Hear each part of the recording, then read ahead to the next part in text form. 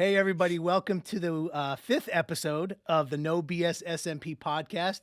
I am David Hoffer, known as the headliner, and I'm here with my man, Magic Mike. Mike, say hi. And my boy, Paul Clark over there. Say hi, Paul, or cheers, or whatever you want to say. And then today we have a very special guest joining us on our fifth episode. And her name is Valerie Weber. I'm gonna let her introduce herself and tell us all a little bit about her. But we are so fortunate to have her here. So take it away, the Honorable Valerie Weber. Thank you, guys. Thanks for having me on your podcast. I'm happy to be here, and it's always great to talk shop with other people who are just as passionate. But I guess you want me to introduce myself.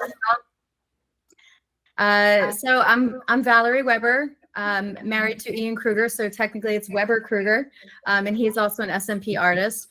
But I'm the founder and owner of Dermographics Permanent Cosmetic Studio in Pennsylvania, and a teeny tiny shop we opened in Florida as well, and also the founder and co-owner of Micropigmentation Educators, which is really a business that's geared towards creating curriculum and helping trainers and other people in our industry, in our space, to deliver educational content for students. I've been practicing for 23 years in cosmetic tattooing, full-time, solely cosmetic tattooing, and I umbrella SMP into cosmetic tattooing. And I classify myself, I guess, as a versatile artist. So I don't really specialize in one particular thing. I just only do things that I really like to do and that I feel that I'm good at, that I can achieve good results with.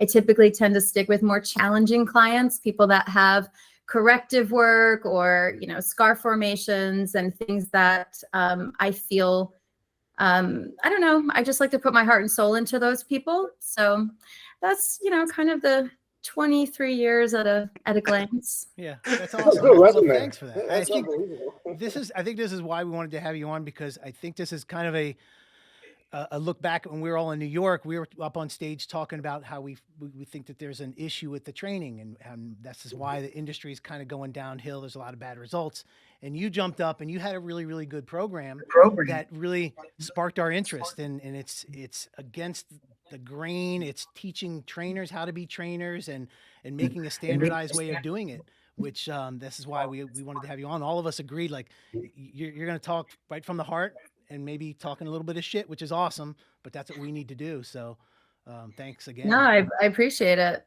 Valerie, one of the reasons you created that program, because you saw what's going on in the industry regarding training and qualification to be a practitioner. That's one of the reasons, probably, right? Or yeah, I mean, you're asking, if I understand you, you're asking, like, is that one of the reasons that I created the program, is like the lack of standards? Correct. Yeah, and just let I it don't out. want to take away from, like, keep in mind, like, I'm an artist first. I don't want to take away from the fact that people, trainers, artists, we're artists first. Everybody has their own way of doing things, and that needs to be the fabric behind our industry as across the board, wherever you live. And I think sometimes I'm not saying that government and states should get involved so much to the point that we're handing out certificates and certifications to people just because they pay to take a course. I don't think it should be that either. I think that we need to self-regulate. I think we as trainers, we as artists need to self-regulate our practices. Like, when we go to our shops, like, are we taking the initiative for the safety? Are we taking, are we really looking at our work and being like, we need to be better. I need to do better. My clients deserve more. Those are the things that people should self-govern, I feel. But we know that's not the case all the time. So how do we do that as an industry? It starts on a personal level, but then you have leadership. And I don't know, is leadership failing us? I'm not saying that in a mean way. Sometimes we don't know that we're taking steps in a bad direction, right? But leadership is what we often look to when we don't know how to self-govern. Like, who do you look to as your mentor? Who do you look to follow as an example, right? It's usually going to be the person that trained you, or it's going to be an artist you really admire. So I think when I've spoken before in conferences and I've said things like, you know, the example that we set is really important. The leadership that we can all partake in, like, you know, it is part of it. Some people say they're not leaders, but I think even on a granular level, as an artist or a trainer, I think you have the ability to set an example. 100%, 100%. And you know, that's the thing in it. Like, you can look at this as very two-dimensional. Like, you're just an educator and you come in and you go out, but you know, you are responsible. And if you see yourself as a leader, you know, you go the extra mile for your students as well, because you have the narrative of that you want to care. You know, you want to lead people into success and lead them into a new career, not just educate and go see you later kind of thing. So like what Mike said, so this training program what you've set up, before we go into it, it's what Mike said. It's like, have you just got fed up of just seeing the 1 day, 2 day, 3 day training courses, and you was just going, right, this is enough. Time needs to change. You know, you've been in the industry for 23 years. Yeah, you might have had a couple of 1 day classes here and there, because that might have been the way to do it back in the day. But you've seen a lot of fads. You've seen a lot of trends from different sort of aspects. So is it kind of like enough is enough and it's time to do something about it? Is that where you're coming from? You know, I don't know if I should be angry, but I honestly, I don't tend to look at things exactly that way. I guess I'll share a little bit more from the heart. I don't get upset when I see other people do stuff that I don't like. It doesn't really bother me. I mean, it does in one way, right? Like, there's like the ethical part, like, that's messed up. You shouldn't be doing that. Like, why are you doing that? And I'll throw comments online sometimes that are a little like questionable. But, you know, I try to be mindful in my approach, but sometimes when things are just really stupid, you're just like, I think somebody posted something in my local community and I was like, what are you even, like, I think my whole comment was like, what are you even talking about? And I know it was a rude comment, but it was a really stupid question. So anyway, sometimes when it's called for, you can be that person, but I do think, you know, sometimes people just don't know what they don't know. And you have to look at you have to zoom out and look at the big picture. What is the big picture? To me, it was like, all right, well, for SMP in particular, if we just want to stay in that like realm for a moment. That's all we know. So yeah. Well, I just meant like not looking at like permanent makeup and like the whole, like, cause I'm involved in all of that stuff. Right. But if you just look at SMP, like, would I get mad at somebody that's just like teaching and they, you know, they're not teaching to a standard? I mean, in general, I think if it angers me at all, it's more because I think that it's sending the wrong message to the student. And it's also because it damages our industry. Like if you're a client and you go to a person to get a service done and you're expecting that service to be a certain caliber, or you're expecting to be educated, or for your person to guide you through the process, or, you know, it's not enough to do a service well. Like, you become a real professional and an expert when you can fix problems that, you know, either you created or even somebody else created, or you know where to point them. But if we're the problem, if we're the people creating the problem, that's a bigger problem. Like, I'm using the word problem a lot, but I mean, it's like, it's a whole thing. If we're not sending the right message from the get-go, we have a bigger problem to clean up later. So no, I don't get mad at that. But if you zoom out and look at where SMP started, right? So it's like, people are only going to repeat what they know. It's like I said before, they're going to do exactly what their trainer taught them. So in the early days of SMP, it technically was just dots back then, right? It was just black, any black, just dots. And it was like, they're, you know, people are mastering now. Anything that you spend time in, you can master. You can come up with all kinds of new things and products, and you can develop a whole industry around that, which you are seeing, which is actually really cool that we're able to see that in our time. We're able to see this come together. But getting upset, I would say no. I would say the reason that we built it was more that I felt that we could help You know, it's more like I see a problem, I feel like it could be solved. And I think, you know, if we just show people that there is another way, you know, just look at it from a different perspective, consider other similar industries, look at how other industries have already gone through these problems. Why would we want to go through the same issue? So a standard created more so because I was going online and what I was seeing was something I had experienced like 2 decades ago, where people were arguing at conferences. We didn't do it on Facebook, but we'd go to these conferences and people would argue about what you're allowed to do, what you're not allowed to do. You can't use a single needle. You should only use single needles. I mean, it was the same thing, but now it's, you know, you can or can't do, you know, whatever you in SMP. The point is that people were arguing, and that started to look like, in order to stand out from SMP, we had to argue about the right and wrong ways. Like this side does SMP this way. Let's call it layering, because that was a huge topic. People are like, we layer, you know, we start lighter and we go darker, and other people are like, no, we start darker and go lighter, you know. And so people were just like arguing about which way is best. Well, I think that really is more because people are trying to find their place. They were trying to stand out as trainers, trying to, you know, make a name for themselves and really be like the person other people look to. But neither is really wrong. It's really just your preferred approach.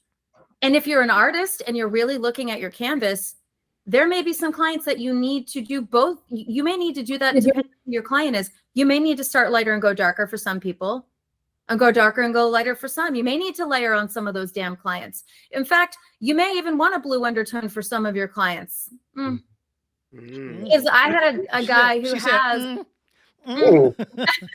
We don't say blue. We don't say blue. I need to change the light. Blue's not always bad. I hate to break it to you. I had a guy with practically, he was so pale and his skin was so clear, and he had really dark hair, and he shaved down. And when we tattooed the dots on his head, like the first set of dots I did, I was like, oh, why does this look like not the right color? Yeah, he just needed that cool ass color. Yeah. Cool ass color. So Valerie, so let's say going back to PMU, have you seen that in PMU, the same issue that's going on in SMP? Or are you seeing it? Have you seen it? You know, the same struggle, people battling, no, this is right, this is wrong. 1-day training, 2-day training. Have you seen that in PMU industry? Yeah, totally. One of the things that the permanent makeup industry used to do, let's rewind like 30 years. My mentors were like practicing 30 years ago, right? So I'm 23 years in. So just imagine when I was a few years in, my people had been tattooing already 7 to 10 years, right? And these people were tattooing brows, eyes, and lips in the same appointment on the same day. And they believed that you had to learn eyebrows, eyeliner, and lips in your fundamental class. That was the rule. Everybody learned those things. Why? Why those? Why weren't we learning areolas and scars? Like, why those things? No, it had to be those things. And if you didn't know those, you couldn't learn an areola, and you can't learn scars. That's a bunch of horse shit. If you want to learn areolas and scars, what the heck is an eyebrow going to teach you? And back then they used to say things like, well, you don't want to go and you know, play around on somebody's nipple after they've gone through breast cancer surgeries and radiation, because, you know, you want to practice on faces first. About that. Do you really want to practice on somebody's face? Their identity, you're willing to risk it all. You're willing to just, you know, ruin someone's face at the expense of their nipple. I mean, this is what it said to me. Any technique that you do, it doesn't matter where you start. If you want to tattoo feet for whatever, I don't care. Whatever it is that you do it well. Whatever it is that you do, build a fundamental course around that. So maybe is the problem that you really need to learn eyebrows and lips first before you touch a nipple? Or is it really that you just need a lot of experience before you go practicing on people whose skin is compromised and who have already been through some stuff? Couldn't we say the same for SMP? Of course you really want to work on a very visual area. People who've gone through surgery, people have mentally, you know, feeling self-conscious about their hair loss and have gone through that. Couldn't we say the same? Any tattoo technique that you do, I don't care if it's body art, SMP, permanent makeup, or nipples, it doesn't matter. fundamental training should really be based around learning all aspects of knowing the full basics of all of the things that you will encounter for that specific niche that you decide to practice in. Basic tattooing, basically. I think that's been our beef. That's why we're so kind of upset about it, because we are passionate about it and we saw how good it used to be. And then it's somehow gotten taken over by the people that don't have the safe practices. They don't do it the right way. They're teaching the masses of people for very cheap. And let's face it, people would rather have something cheap than good. And these are the people that are now teaching the fundamentals. So they're getting more bad fundamental training than anything else. Right? People are following the leader of that. Yeah, and those are the leaders. Like you were talking about leaders. People need a leader. Obviously, people need leaders. And if the leaders aren't leading correctly, that's what's been our beef. And we're trying to get more people on that we feel, our opinions, are the good leaders that will teach the right way. It's funny because, you know, you can portray yourself as a leader these days with getting a nice shiny videographer and making yourself look bad. And this is like the superficial of what leadership can look like now in this matrix that we live in. You know, you get a videographer to make you look badass. And then it's like, whoa, bright, shiny guy. Wow, he must be so cool. Yeah. I'm going to follow him. And then it's just kind of like, it's like a moth to the flame. Like you get close and you're going to end up hurting yourself and hurting someone else because you've only looked at the superficial level. And that's what kind of pisses me off about it, is because everybody concentrates on how great they can look, but not actually explaining how great the education is and how we can teach you into being this. Everything you see about training in the SMP world is just like, come and join me in the Eiffel Tower for 7 hours. And the video is just them doing this. The Eiffel Tower. Yeah, well, that's my next course. And, but like no one explains like, right, this is how our course is different. And it's because no one is doing that right now. And I think you're probably the first person who's gone, right, let's go against the grain. And that's why we were so eager to talk to you, because you know, your course might be absolutely perfect, or it's definitely in the right stepping stones in the right direction of what it should be. Do you know what I mean? So we're eager to hear your voice, for you to educate and go, right, Val, you tell us what you're doing differently in the SMP education game, because I'm really excited to hear this. I looked at your manual for a bit in New York, and it was about that thick, and it was just like, from just skimming it over for like 20 minutes, it was just so in depth, and I was so impressed by it. So yeah, tell us, Val, what is different about your training? Well, I think in order to come up with something that was different, I first had to look at what did we have, and it's not that we had bad.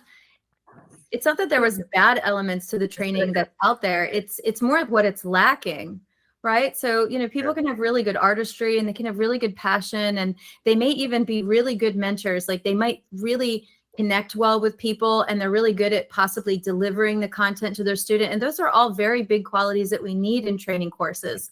They may even be super experienced individuals, and they've even have really great tips for their students. And I would say that that is a big chunk of training. But what training can't encompass in a few days is literal information, because it's too much too soon, and it literally takes time. And until we're able to embrace the idea that training, good training, and education, we're not doing a class. This isn't a job. This is an education for a career. There's a big difference. It's time for people to start looking at it that way, because until you do, you won't understand why so much time is involved. I've had students attend class, and I've told them that this is extremely hard to do.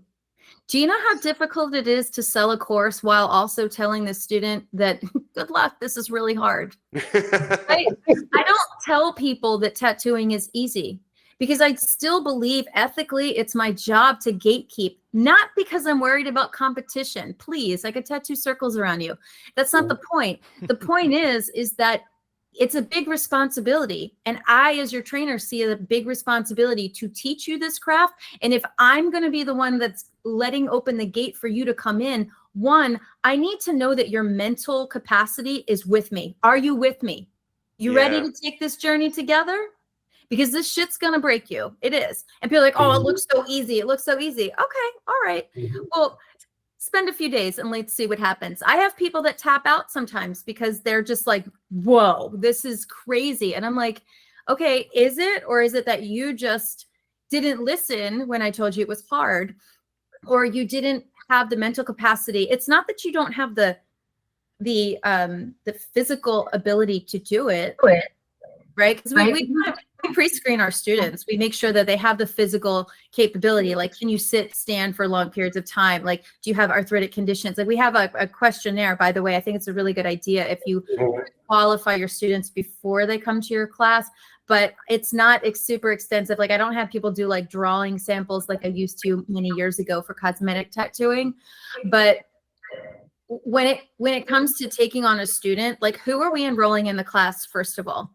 If you want your student to succeed, you have to get as much information as possible, have those one-on-one conversations with your students to make sure that they're even a good fit for this field. Now, don't be biased either. I mean, you could just be a jerk and turning away people that you shouldn't turn away, but there's certain qualities. So you really should have a process.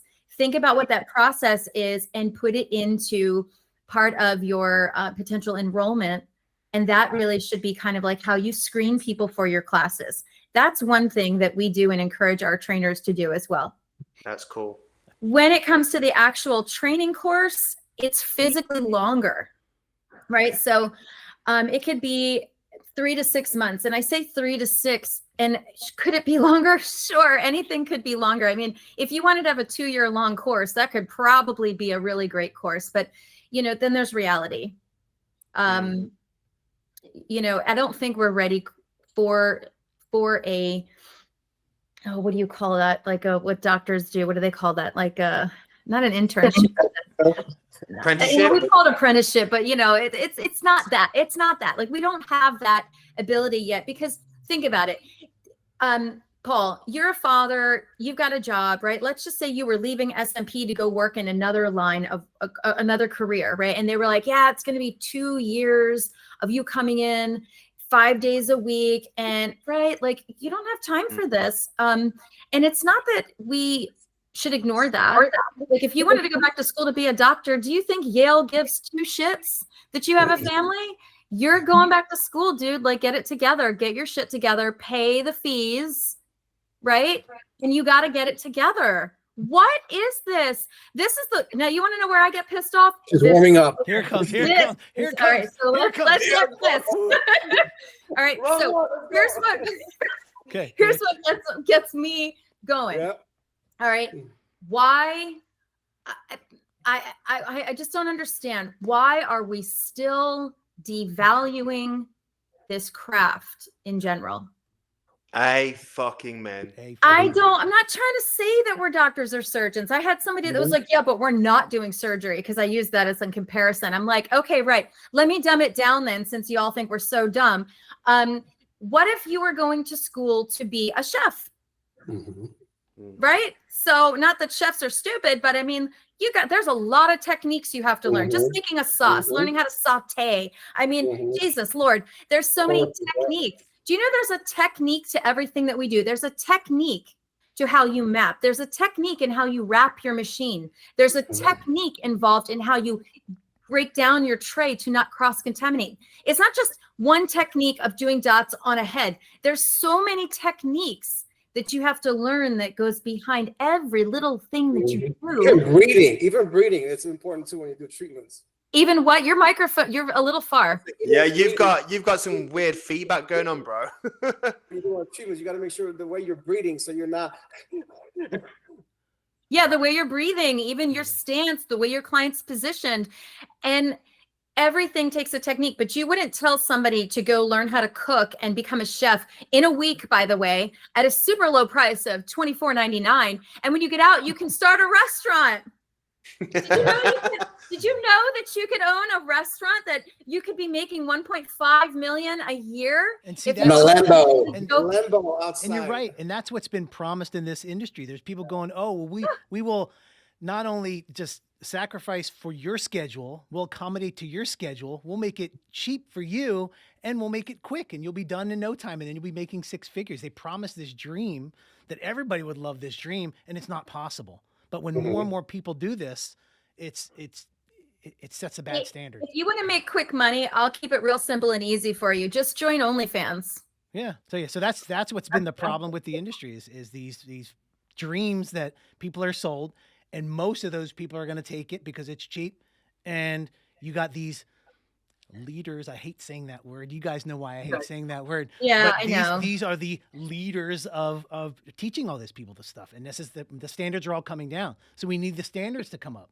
But like you said, it's the real world where people are like, can I get something cheaper or more expensive? Easier Less or time? harder? Yeah. People are always going to pick the easiest way out. Not always, but the majority of them are. We have to try to change that mentality with everything in life. I'm not just talking about permanent makeup or tattooing or SMP, with everything. And that's when things are that easy, it's going to make the world a harder place. When things are hard, it makes the world an easier place. So that's why I like the sound of Valerie's approach here, is because it's been SMP training has been advertised in a way that you can almost learn this in 3 days. That's what the advertisement is. You know, like people are preaching, saying six figures and stuff. And what I like about Valerie's approach is like, you know, this is fucking hard. Like, you know, and she's not thinking about, oh, I'm going to lose this person because they're lazy or anything like that. It's how it should be. And I think coming from that point of view, Val, where you almost like weed out the people who don't want to commit to it or don't want to take it seriously. And imagine if we could jump in a Back to the Future DeLorean and had that scripture, that text at the beginning, that Bible at the beginning of where we all started, maybe 5 years ago when all the training started kicking off. Like, I feel like the landscape will be completely different, really different. So yeah, it's very interesting. I love the idea of you actually talking to people, vetting them if they're a good fit, because I've unfortunately I've not vet people, but other people vet them on my behalf, and I've tried teaching some individuals, and I'm like, you don't want to be here. You've turned up smelling like alcohol. You stink. You've been out all night, and now I've got to try and teach you. I had a student. That was me, by the way, wasn't it? I'm sorry. And that was Ian and Dave.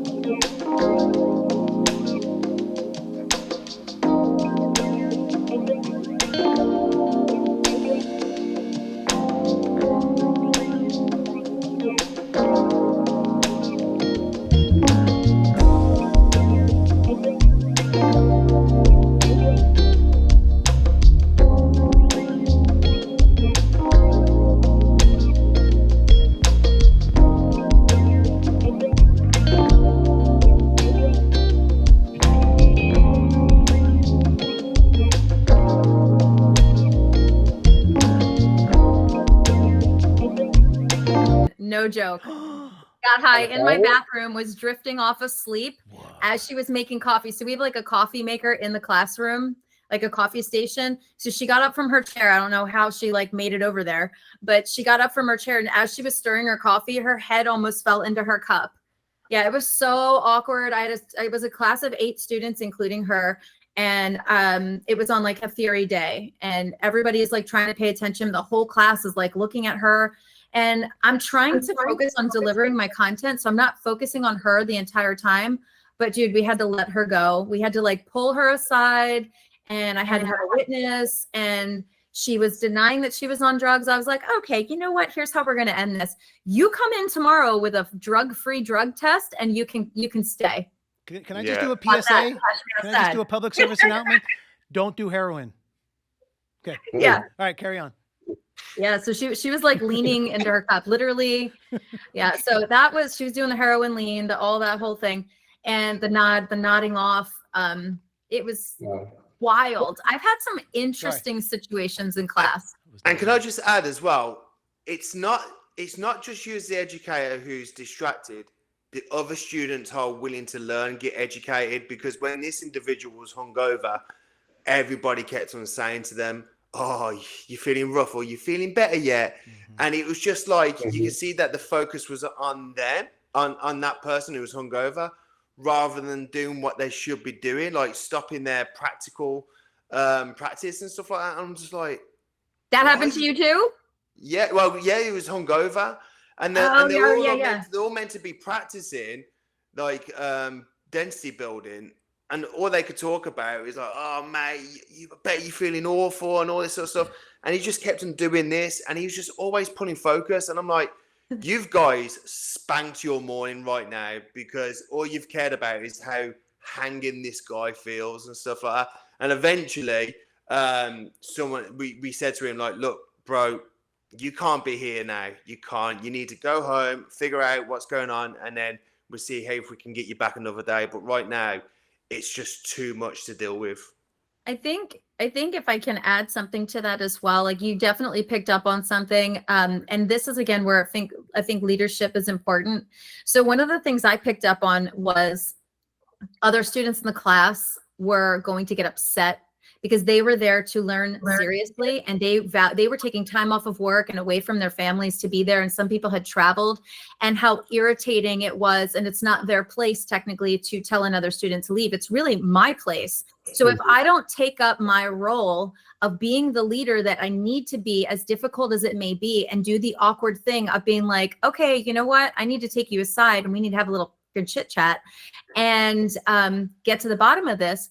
Yeah, there was a disruption in the class, but it needed to be done. So, you know, that's another thing. It's like you have to be able to do the difficult things. And I question, you know, if you're taking on a class, you're taking on students, you have to be able to, you know, stick your chin out and be able to do the tough things. You know, and so you have to be able to vet your students. You have to be able to talk to your students when they're having, you know, what do you do when you have a student that's not doing so well? That's a difficult conversation. Can you have it? Are you leader enough in that scope to just really talk about the truth? Or are you going to be their, you know, cheerleader? Not saying that we shouldn't coach and cheer people on. That is, positivity will always go farther with people in my experience than negativity. However, real conversations need to be had because we need to deliver realistic expectations to the student. I can't pass you in a class if you're not really performing. I can't pass you on this assignment if you're really not performing. And that's the reality. You can hate me if you want, but one of the reasons that our training is set up the way it is because that also presents a very, very big potential gray area liability area. Who are you to tell somebody they aren't doing good enough? See, we're not backed by the Department of Education, and we don't have those structures in place. So you really kind of open yourself up to the potential, well, you know, my trainer liked Johnny better than Jimmy, and so that's why Johnny passed and not me, because, you know, they just liked the other student better. How do you prove this? Jimmy was a prick, though. Yeah, Jimmy was. But it's true. Like, how do you do that, right? Yeah. So we found ways to make things fair and structured so that, one, you can measure your students equally across the board, regardless of who comes into your class. Obviously, you're vetting those students first, but once you do let them all in and you're starting to teach them, if you do have a group class,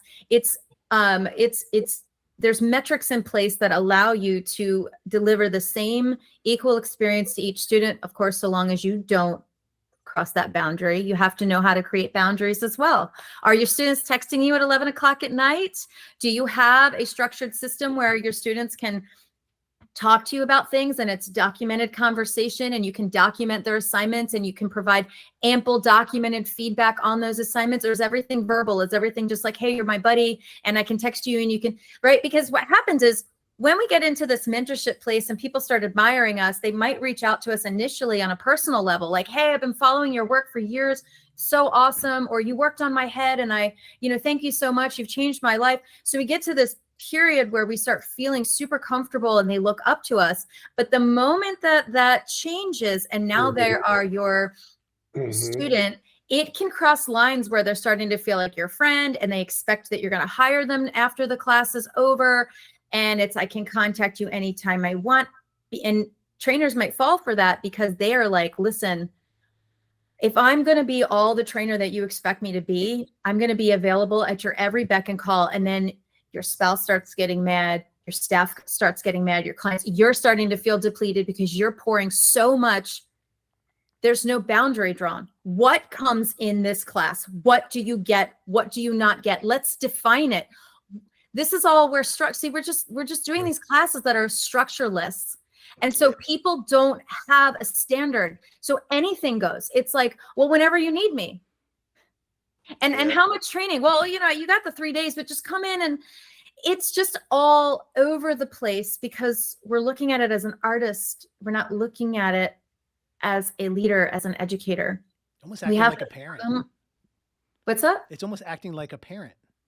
Like you're a parent and your students are your kids, and you have to treat them as such. They have to have respect for you. They have to listen to you, and they have to do what you say. And if they don't, and that's what's hard, is because you're an adult talking to other adults, and you can't treat them like children. But sometimes I think they have to be treated like children.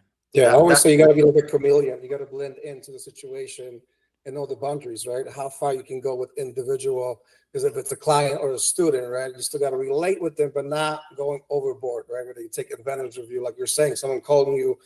I have clients texting at 10 p.m. It's like, should I text him back? It's not emergency, but it's hard, right? It's like, when do you stop? But you still got to blend in with every situation, and it's hard. But that's being a true leader. That's what it is, right? So Val. Yeah. I'm Jimmy. Hi, it's me again. Weren't you a bit of a prick? Yeah, no, but I'm John. Back. Oh, you're back. Here's my drug test. There you go. My pee's clean, and here's a stool sample just in case. So tell me, Jimmy. Fuck you, Jimmy. Get out of here. I'm sorry. So tell me, as Jimmy, what am I going to, in just a quick summary, what am I expected as a student to go through your program? What am I expected to go through? Like, am I going to do the educational? How many hours practical? Am I going to be working on how many models? Could you just give us an insight of what you're doing differently? Yeah, so we phase our program because I don't personally believe that when you sign up a student, again, that vetting process is never guaranteed. I mean, you're just getting a little closer to your target, but you don't really know how those students are going to do. I mean, they haven't performed anything for you yet. So I'm not gonna even prepare models for them. We need to start them off first with tenoring how they will adapt to this process. Like, I ask questions like, are you okay with seeing blood? Okay. Let's start with that. Like, are you going to get squeamish if you see like somebody's oily, scaly scalp? Like, what are the things, right? But when they go through the program, the first part is theoretical training online. All right, let's all start there.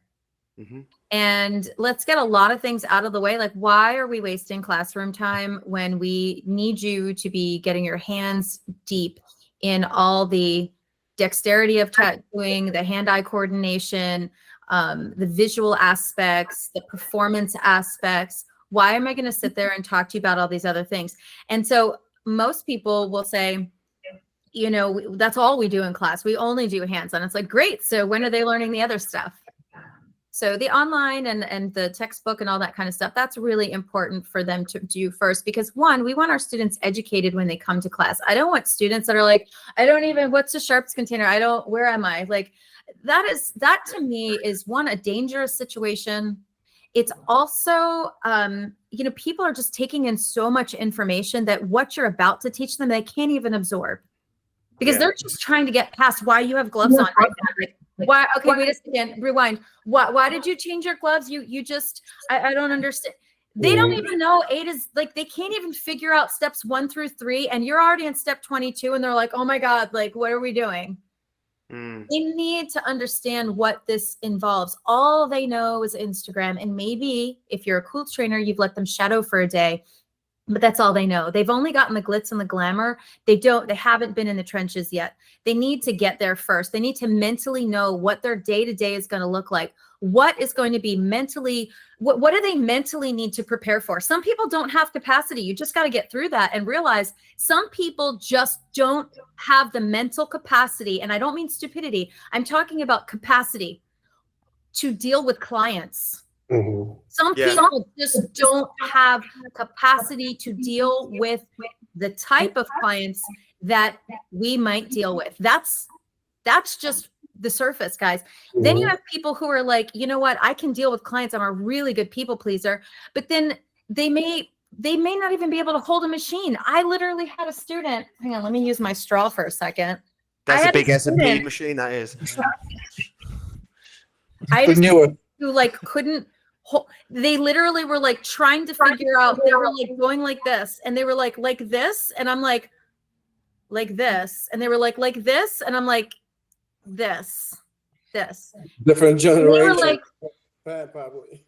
I had somebody hold the machine like, well, we used to use different machines before. I had somebody hold the machine like a gun, like literally it was an L-shaped machine, and they held the butt of it like a gun, and they were like this, and I was like, oh, like a bazooka. That does sound fun though, to be honest. Oh, it was hilarious. I actually took pictures because I was like, okay.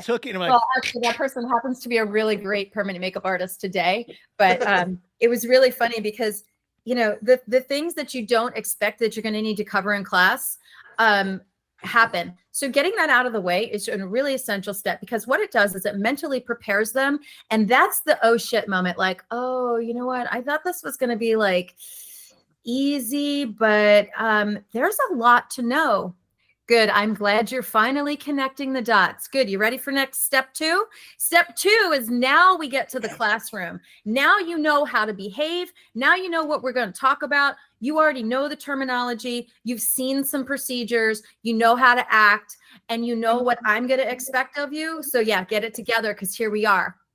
Now you're going to see some ground. We're ready to go. And now you're in my classroom, and you're so eager to touch a machine, and that's awesome. So here we go. We're going to touch that machine, and we're going to start working. We're going to start mapping. We're going to do all the hands-on things. You're going to set up a tray. You're going to watch me tattoo. You're going to break that tray down. I'm going to correct you 1,000,000 times, because you're not ready for live models at the end of this week. And that's the one thing that I just don't agree with in training.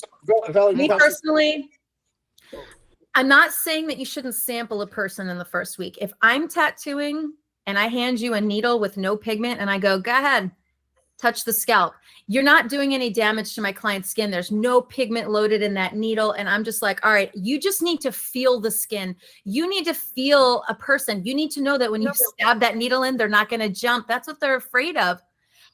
And so I don't necessarily need you to touch a head and make dots and worry about you blowing out the skin. But if I give you flat practice skin, if I have you practice on a desk, a melon, a banana, whatever, and you're just not sure what real skin feels like, we keep talking about it. This doesn't feel like real skin. We keep talking about it, but you don't know what, okay. So what does skin feel like? I'm going to show you. So I'll do somebody, you can sample for 5 minutes or whatever, and then I'll get in there and work and finish the procedure. But that's okay. But you're not ready for real people yet. We'll send them home and have them do practice for a while. You send your students home and they're not finished class yet? You mean you make them come back? So what I was going to ask them, Val, is that you actually have the students for a week all just doing educational purposes and not even attempting to even start doing SMP. It's all about cross contamination and or setups and breakdowns, doing it hygienically. So you have them in for the week. Exactly. Wow, that's so cool. Mm-hmm. What happens, Valerie, if, like you said, that student that comes in and did not get the education online, like he slacked off? Do you drop that person or give him a chance? Yeah, you can't do that in our course. It's So you drop him. So it's set up in such a way that you can't BS your way through it. You can't.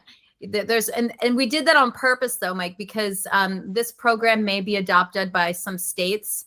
And we do have to work with Department of Education for some of our trainers. So part of that process is to ensure that you have a fair grading system. And in order to do that, you have to have legitimate curriculum. So to legitimize that, the lessons are gated, there's quizzes, and the trainers that use the program, they can actually monitor their students' program on the back end. They can see exactly what lesson they've left off at, what percentage they are through the course. And it's intentionally built to where you just, without going into great detail, you can't fake your way. You won't get to phase 2 until you've completed phase 1. You can't not like until you don't take it, Mike. Don't take it. It's not like a black belt pageant. When you just play, in 3 hours, come back. Oh, you're certified. You passed. Mike would be like, Jimmy. Yeah, it's been very well thought out. What we thought was going to be a year of production actually took 2 years physical production. That doesn't include the time prior to that in creating the content. That was just physical build, full-time build. And it was really because it took a lot to write the book and have it edited, and graphic designers and more editors, and it was back and forth. It's a very long process. And then the online course itself goes hand in hand with the book. So initially we were going to sell the book, and then we decided right after meeting of the minds that it was actually we wouldn't really be doing it justice without the online program, because they really go hand in hand. But yeah, they can't move forward with they won't be able to land in phase 2. And I'm guessing they don't get reimbursed too, right? If you drop them. No, Yeah, well, so they won't even, what we would do, like, let's just say a student enrolled in a trainer's phase 2 program, but they slacked off on phase 1 and they're not ready. The trainer has the right to bump them to the next class. So they can just say, that's now you have a little bit of extra time, get it done, and you can jump on the next class. And that's okay. So Jimmy has been studying really hard. So Jimmy's not going away. Jimmy's here to stay for the whole podcast. So Jimmy's done his online training. He's done his week education, learning cross-contamination. So what is the next phase? Because at the moment, this is so awesome. I feel like this is the next level. Jimmy is trying to turn his life around. He saw the error of his ways, and now he just wants to get clean and start stabbing heads. All right. Not himself. Situation like that. From stabbing himself to stabbing heads. I think it's a rags to riches story. Does Jimmy make out with other guys at conferences or something? What's the deal with that? Just that one conference. Bromance. We are rolling, guys. We are rolling. You know that, right? That'll get cut out. Perfect. Wow, this is getting cut in. So Val, the shadow days I think is really important. Like that's unfortunately, I've noticed in like some of the training courses, and the feedback has always been, I just wish I could just watch you, and I wish I could watch you. And even with my last 2 students, when I stopped doing my training, I still have my students come and watch me and do some shadow days and stuff like that. And I've actually let them watch first, second, and third sessions to get them to understand. And that's all about the cleanup and the breakdown as well. So once I've come into your clinic and I've shadowed, when do I get my hands onto the tools? When can Jimmy go? Oh, you can do that in phase 2. Like the first 5 days, like that first week that they're there, they're getting their hands on their machine, but they're just not working on real people. Mm-hmm. So, they have to get that practice down. Yeah. So when do your students get to start doing the sessions? Yeah. Won't that depend on them? Mm-hmm. Okay. Good. Yeah. Yeah. So we don't have so that's phase 3, right? Phase Mhm. 3. But the question is once we send you home and you're doing your assignments from home, are you showing us that you're ready for phase 3? Because if not, we're going to send you home for more practice, bring you in for more shadowing. Perhaps you need additional training days. We don't know. We shall see. But what I disagree with, and this is my biggest beef in trainings, is when you're learning a skill like this that you don't even know that you're ready for. Like you come into the week not knowing anything, and you're expected to tattoo people at the end of on day 5 successfully. And no, so we don't know that you're actually going to be equipped. Nobody can know that because one, I don't know how much energy and effort you're going to put into it. I don't know if you have the skill, the dexterity. I'm not saying that you won't, but let's just say you're a tattoo artist who's entered my course and you have all the skills, but you just need to learn SMP. You're going to get through this course in 3 months because you're going to go home and do the practice. You might struggle with your depth a little bit because you might be used to working on other areas of the body. You might be a little bit more heavy-handed for color packing. Who knows? Depends on your style. But you have the understanding of everything else. So I'm just really guiding you in your training, and then you can come back and work on people. I'm sure that person will get through. But if you were like a person who was, doing a completely different skill set, it's a possibility that you might not get through it, and you might. It depends on what you're good at. It depends on you. It's a very individualized thing. So to create a standard, but then a standard that also fluctuates with an individual is really what we've done. We've also created a standard that fluctuates with the different requirements for states, because some states do require a 2-year apprenticeship. 200 models. 200 models, y'all. Some states require that. And or 200 procedures. Let's just say one SMP person, like when I was a beginner, I mean, I might have spent 5-6 sessions on a person just because I wanted to get it right. And that's what I told my first client. So your sessions are, you're gonna have 200 sessions. One client. You do 1 dot. You do 1 dot. That's session 1. You come back next week. 2 dots. See you tomorrow. 2 dots. But that's how it works. And I believe in some states, there's a certain number of hours. So for us, it's a minimum of 12 procedure hours, and that fluctuates based on your state. So it's a minimum, and that's on your own. That doesn't include like your classroom time. That is a minimum of people. And we encourage trainers to have their students return to complete those models. So that's just like their initial sessions. But have them return, have them come back to your studio and finish them where you're like supervising, where like you're there and your student is bringing in their model and they're working on them subsequently, sessions. If they need you, you can pop over, but you're doing your own thing. That's okay. If you feel that they finished class and they're practicing safely, but they kind of want to be like in your presence, that's cool. Yeah, I don't see anything wrong with that. It's like they don't work for you. They're not really apprenticing, but like you're kind of their wingman during their launch into their career. Mm-hmm. I also think it's a big responsibility to open an entire business after taking class. I mean, that's just me. Guys, I'm so serious about business, but I mean, that's a lot to juggle. You have no clients. You're going to run a whole business with no clients and try to master your skill. I mean. Valerie, how big is your class? How many students you taking? I usually don't take more than 4 students, but some, if I do have a class that's larger, like the class I referenced before that was 8 students, we were going through like a training boom, and I always had like an assistant that helped me in class. But if we ever had a class that was bigger than 4 students, we would have an assistant trainer, somebody else who has the experience and that has like, we would require them to get like a certification, working for us, so they were able to assist in training. But these days, I don't think classes are gigantic.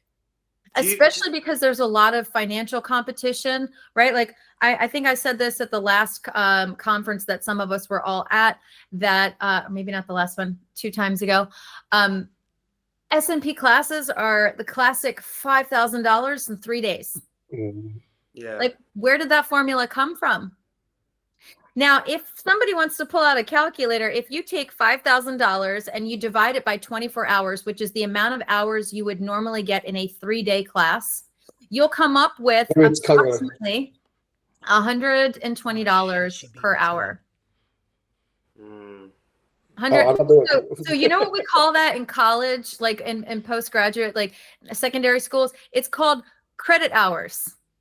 Right? Credit hours. How many credits do you need to buy, right? When you're thinking of post-secondary education, if you were to go to a tech school or something like that, this is kind of similar to that, right? So we're charging $120 per credit hour if we're charging $5,000 over 3 days. So those trainers, believe it or not, are making a really good amount of money. So for those people who think that a $5,000 class is inexpensive, affordable, whatever, the standard, what have you. If you take our course, for example, it's 120 hours, that minimum, 120 hours minimum. That's not for this, the other states. So our core SMP class at 120 hours before you tack onto it for your state's requirements, that will suffice for about 85% of the United States states. It usually will clear in most states. So if you were to take our number of training, which is about 8,500 to 10,000 for the program, and so you divide that by 120 hours, I think, let's just call it 10 grand on the high end, right? We're still looking at under $100 per credit hour. It really averages out to be about $70 to $80 per credit hour.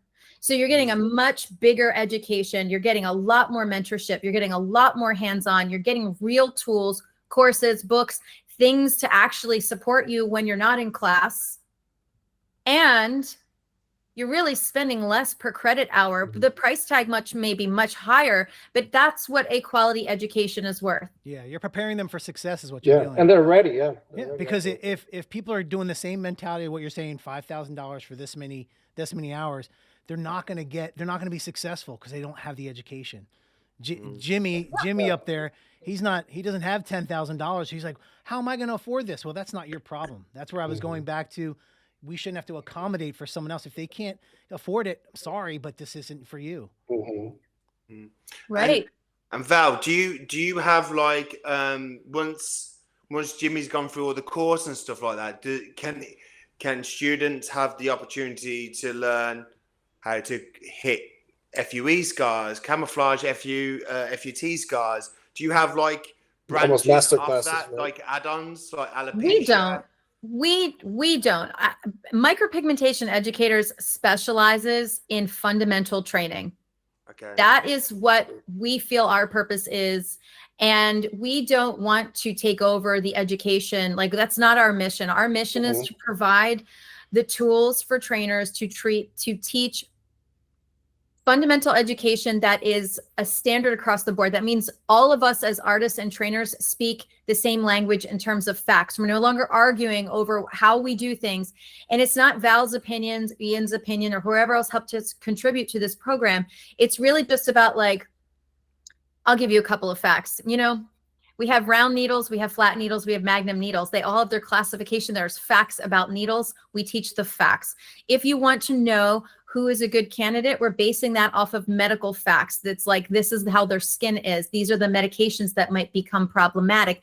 These are the type of behaviors these clients might do or experience. These are, and we even give images of, like, here are safe candidates at the beginner level. Here's what an advanced client looks like.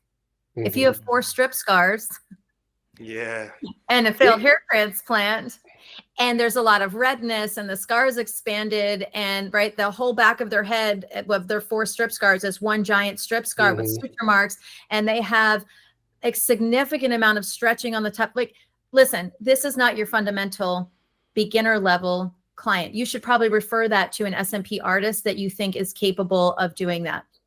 If you're working on an alopecia case, probably not somebody that you should take on as a beginner. One, you're not fast enough. I learned that the hard way. You are not freaking fast enough. There is no amount of time in the day that you are going to get through that head without leaving them, you know, feeling partially finished. So you're either putting in 7-8 hours on that client in that one session to give them a sparse look. As a beginner, you're slow. Yeah. Or one dot in 200 days. So, you know, there's people that we have to kind of deter them away from. We do not do master classes, but we tell our trainers, you know, if they want to offer those classes, then by all means, please do. That we're not trying to take over the training space.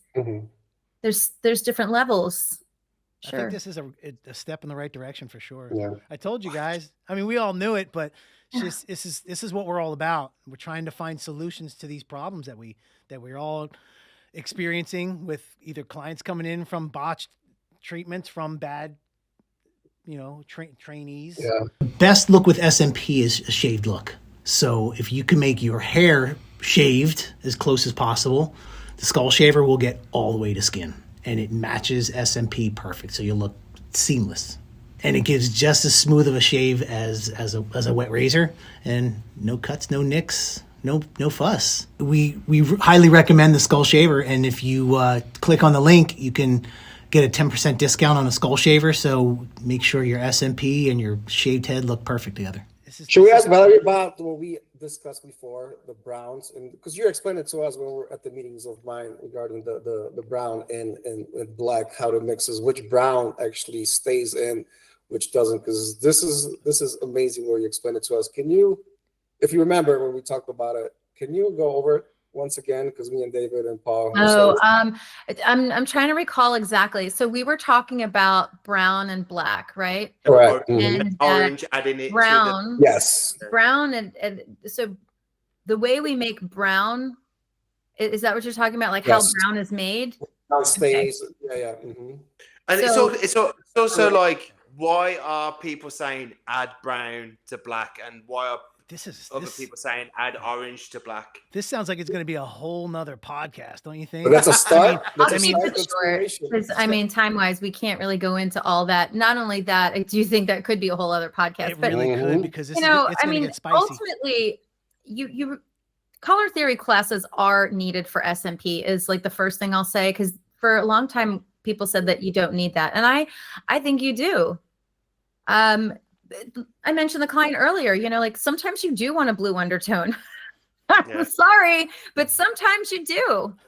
And as messed up as that sounds, that should not be your gold standard. Sometimes you know, and most of the times you don't, right? But brown, to answer your question, Mike, about brown, black and brown when we're talking about organic pigments, okay, organic pigments are not made the same way as inorganic pigments. And in SMP, I don't know that too many people have covered that topic, but inorganic pigments are pigments mined from the earth.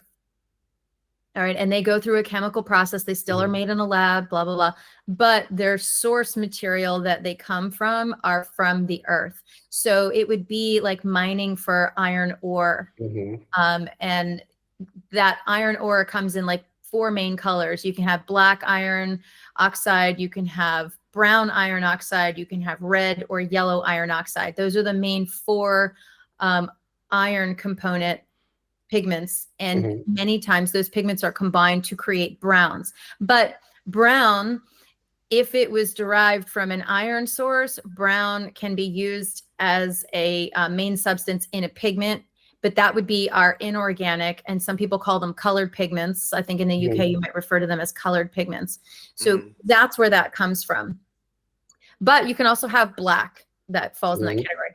When you get to organic pigments, then organic pigments are lab created. It's done through molecular mimicry, as a scientist explained to me, that the pigment itself is formed from a carbon molecule, and black is carbon, like, you know, it's an element.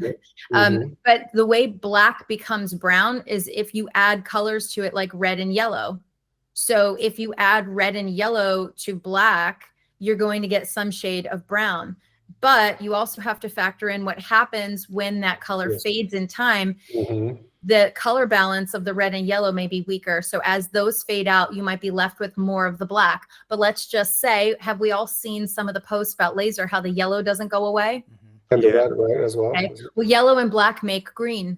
So let's just say the red fades out, but now you're left with the more dominant color of black, and there's a little bit of yellow still left over. Now the yellow is tinting the black to look more green. So as that person's SMP has faded, now we have the residual pigments that have faded that have this greenish gray cast, and that's because the black has faded and there's a little bit of residual yellow. So that's how that happens. Color balance becomes off.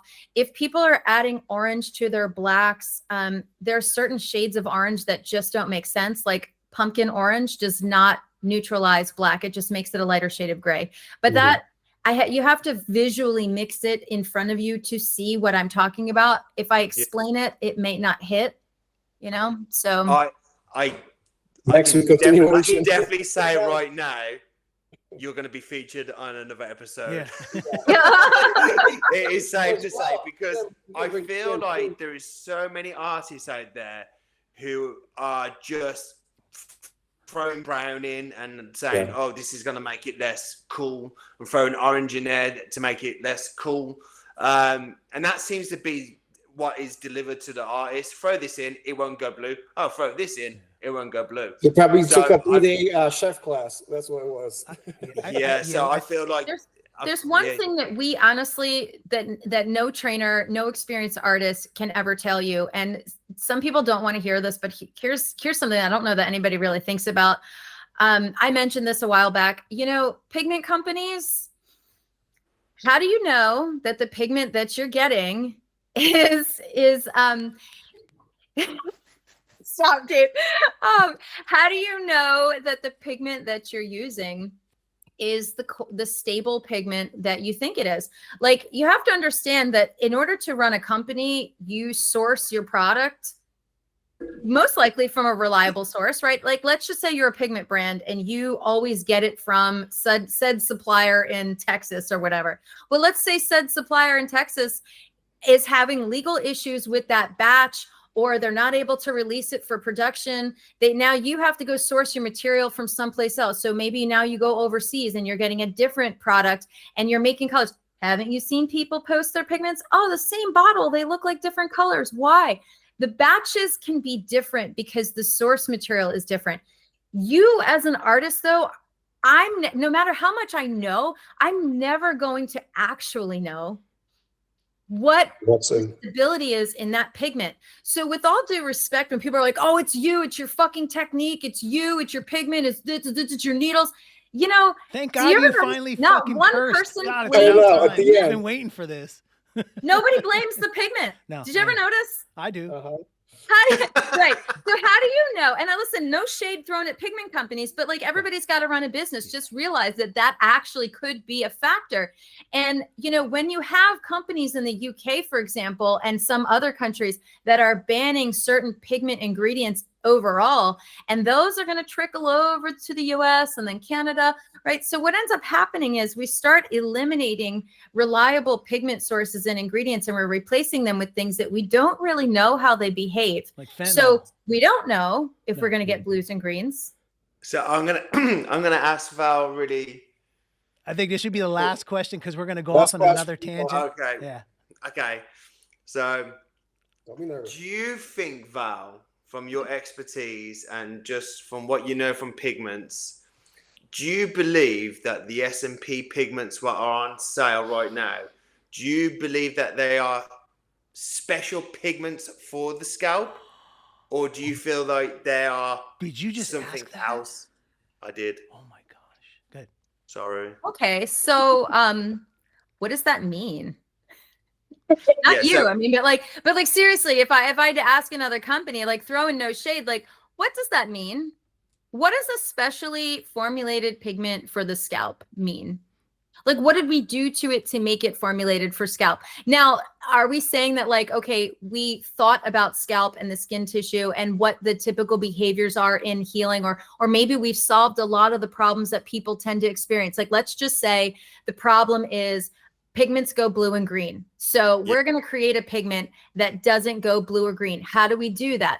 Well, we pick very stable blacks. That's for one, if we're picking where. So there is a way that people can pick very stable blacks. And there are tests that they do in pigment. There's light fastness tests, and there is different stability testing that they do. I don't have access to, but it's done over like high pressure and light. And they do these things to see how pigments would fade in a very rapid time frame that mimics what would happen if you were in the sun, for example, or so there's technology that exists that they can do that we don't have access to. If they've done it or not, I don't freaking know. We're going to have on one of our next, I'm sorry, go ahead, Mike. That too, right? A skin tone as well plays a big role. If you put an African-American, Hispanic, or light skin, it's still going to change the color in a different way because it's the skin that's changing the color of the pigment. It's not the pigment that's changing it, right? True. Yeah. Well, the pigment can change. The pigment As will well. break Yeah, yeah. down as well, and you'll be left with some sort of like, mush left over. But yeah, I mean, they can, but what does it mean to be specially formulated? I think what that means, in my take on it, is somebody has tried to solve the problems that we generally see, and they've tried to pull certain things out, add certain things in to make it behave a little bit more the way you need it. So yes, I do think that people can. Is it still just pigment at the end of the day? Yeah. Yeah, we'll get to the bottom of this. I got some plans to have some specialty people on that's all they do is create inks and pigments and for decades, and they'll give us the real truth, and we'll get to the bottom of that on another episode. But I think that would be a good idea. Yeah, I think we've gotten a lot of value out of this. Hey, see what I did there? Value. We got a lot of value out of Value. But this has been awesome. Hey, Val, can you tell us what your website is and like where can people find them? What is the micropigmentation educators? It sounds like it's a really good thing, and we want people to look it up. Who's going to sign up? Yeah, no, I really appreciate that. So if you want to take a look at our actual curriculum, you can go to mpeducatorsacademy.com. That will take you right to the LMS website where you can actually view and sample some of the curriculum. So mpeducatorsacademy.com. And that's probably the best place to go because right now we're rebuilding our website, which looks like not cool. So don't go there. Go to our... Go direct. Go direct. So the content's going to be amazing. And you get so guys, we're signing up. Can I just say something to Yeah. Val? Like Val, I'm so proud of what you're creating here and your whole team, because this whole podcast is about trying to educate, guide people, and have value to this. And I feel like you are really taking the biggest step forward in better education, what our industry is so desperately needed. Like, I'm blown away by what you're doing. It's something what we've spoke about so much and what we need, and we was on the main stage at Meeting the Minds, and we caused one of the biggest debates there. And this whole time, I know you have been working on it, but it's just been great to hear you talk about it. And I know some people out there who are going to listen to Val and go, that's not going to work. No, I'm just going to do the 3-day thing. Eventually, your 3-day training is going to be shunned. It's going to be looked down at. And I feel like if you're serious about getting into this industry and you want to be the new blood and you want to deliver ethics, I feel like going to your training course, it will be the best point to start at, because everything out there right now does not even come fucking close to what you're delivering. So you're creating a solution. Hats off to you. Hats off to you, man. Take a bow, Val. Take a bow. I do want to say that we've had, Caitlin James and my husband, Ian Krueger, are, significant contributors to this. And they've also given their opinion. I want to give the credit there. And, it's something that they helped to see through. The other thing is I also just want to make a quick statement that 3-day trainings is not something that I'm against, but I am for fundamentals. I just want to make that clear that for those who teach 3-day trainings, I don't want to send the message that, nobody can get a 3-day training. But what I do want to say is there's a difference between having a signature training or a technique training, you know, a specialty training, and that is appropriate after fundamentals, but I don't think it is appropriate to have fundamentals spread out over only 3 days. So that is my stance on that, agree or not, but just to make it clear, I love it. yeah, I'm not, you know, Three so- day, Don't three certify day, him. Don't 3 day certify him. training is an introduction. What you've got is education. It's fundamental. yeah, They yeah. get to see Education blood. versus a class, yes. Awesome. Well, awesome. Yeah. Hey, guys, it's been a pleasure as always hanging out with you guys. We got 4 different time zones here. It's awesome. Yeah. And Yeah. everybody- Yeah. and we all got together. We had a couple glitches, but it's always fun chatting shop with And everybody. Valerie, we'd like to have you back again with Yeah, Ian. we'll definitely do that. So we're going to say goodbye for now. Until next time. Val, we like to do the no bullshit in sign language. This is, you do the horns and then you do this shit. That's no bull. That's bullshit in sign language. So No until next time, bullshit. everybody, we'll see you next time. Thank you. All right, peace. Peace. Bye, guys.